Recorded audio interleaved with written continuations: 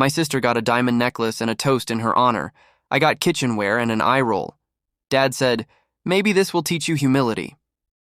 I didn't argue, just packed a small bag and walked away. 4 days later, my mom called, sobbing, "Please come home. We went too far." "You couldn't just say thank you, could you?"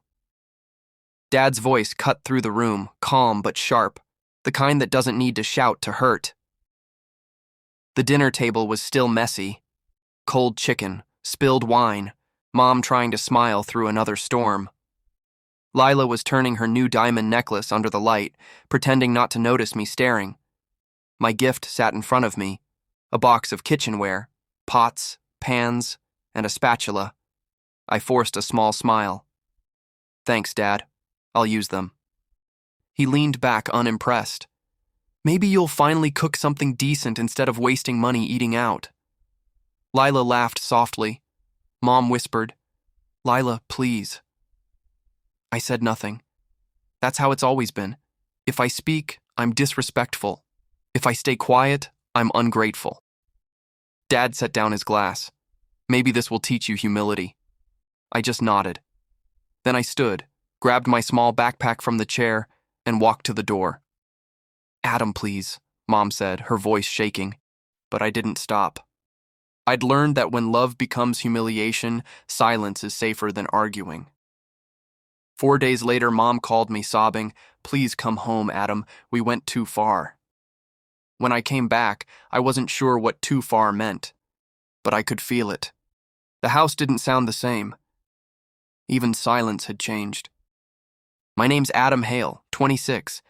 I used to think I was part of this family. Then I realized I was more like their cleanup crew. When Dad's business got in trouble, I sold my car to help him pay one of his workers. He never paid me back, not even a thank you. When Mom's health started failing, I drove her to appointments 3 towns over, even on nights I was working double shifts. She told everyone at church how Lila was such a help. When Lila crashed Dad's truck at 17, I took the blame so she wouldn't lose her license. Dad said, "You're a good brother, Adam." Then made me work at his site all summer to earn back his trust. That's who I've been my whole life, the one who fixes their mess quietly. After I left home that night, I stayed in a tiny rented room above a hardware store. I worked night shifts at a warehouse and came home when the world was asleep. It wasn't much, but it was peaceful. When Mom called crying, something in her voice sounded real for once. So I went back. Not because I forgave them, I just wanted to understand what broke this time. When I walked in, Dad was sitting at the table, pretending to read the paper. Lila wasn't home. Mom's eyes were red, swollen. "Hey," I said quietly. She looked up like she wasn't sure if I was real. "Adam." Dad didn't look up. "Back already?" I sat down. "Mom said you needed me." Mom glanced at him. "Adam, there's something you need to know about Lila." That caught my attention. "What about her?" Dad sighed. "Don't start." Mom pressed on anyway. "She's in trouble, Adam. There's money missing from your father's company account." I frowned. "She took it?" "She said she was borrowing it," Mom said softly. "She wanted to return it before your father noticed." Dad slammed the paper down. "And now she's hiding. Typical." I stared at him. "You sure it's just her?" He glared at me. "Don't start implying things." Mom whispered, "You wouldn't say that if you knew what she did." That sentence stayed in my head all night. The next day I learned how deep it went. Lila didn't just borrow money.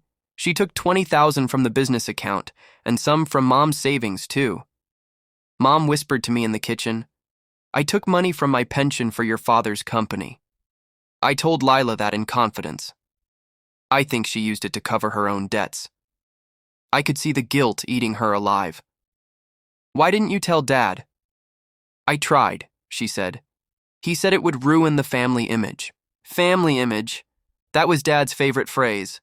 The man cared more about how we looked than who we were. When I confronted him, he said, "She made a mistake. Don't make it worse." "By telling the truth?" I asked. He glared at me. "You've always had a problem respecting me." I held his stare. Maybe because respect and fear aren't the same thing. He stood, jaw tight. You're not the victim here. I didn't blink. Then stop treating me like the problem you created. He didn't answer, just turned away. That silence told me more than his words ever could. That night, I remembered the police station again, 17 years old, taking the fall for Lila's crash. Mom crying, Dad saying, he'll handle it. And me, stupid, loyal, quiet. They all forgot that night. I never did. A week later, Mom knocked on my door, trembling. Adam, there's more. I waited. Your father didn't lose the business money because of Lila, she said. He moved it himself, into another account. He told me it was to protect the company, but it wasn't. I found out when the bills started coming. My stomach sank.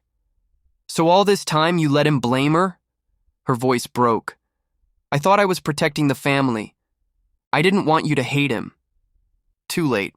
That night, I went to the garage where Dad was pretending to fix something. Why did you lie to Mom? I asked. He didn't even flinch. You wouldn't understand. Try me. I built everything we have. Sometimes a man does what he has to do. I took a step closer. And that includes stealing from your wife and blaming your daughter? He looked at me then, not angry, just hollow. Watch your mouth, I said quietly. I've watched it my whole life. I'm done now. Mom appeared in the doorway crying. Please stop. But I shook my head. No, Mom. This is what happens when you keep pretending everything's fine. He didn't speak. For the first time in my life, he looked scared. Not of me, but of being seen for who he really was. That was the moment I realized my silence had always protected them more than me. That night, I packed again. Mom begged, don't leave angry. I'm not angry, I said. Just empty. Lila texted later. You finally said what I couldn't. It didn't make me proud. It made me sad that truth had to sound like rebellion in this family. As I left, Mom whispered, will you ever come back? Ever. Maybe, I said, when we start telling the truth. And I walked out. No shouting, no slamming doors, just quiet freedom. A month later, I was renting a small apartment near the river. Some mornings, I'd watch the sunrise with coffee in hand. Other mornings, I'd think about how strange it felt not to carry anyone else's mess. Mom called sometimes, softer now. She said Lila was getting help. Dad didn't call, but I didn't expect him to. I started painting again, something I hadn't done since college. It felt like breathing after years underwater. I learned that forgiveness doesn't mean pretending nothing happened. Sometimes it's just deciding not to bleed for people who never tried to heal you. For the first time in my life, I didn't feel invisible. For the first time, I didn't carry their weight. And maybe that's what peace really is. Not fixing everything, but finally letting go of what broke you. If you were in my place, would you forgive them or would you walk away forever? Tell me in the comments. And if this story made you feel something, share your thoughts below, like if you've ever been the quiet one. Subscribe for more stories that remind you you're not alone, because sometimes silence isn't weakness. Sometimes it's strength waiting for the right moment to speak.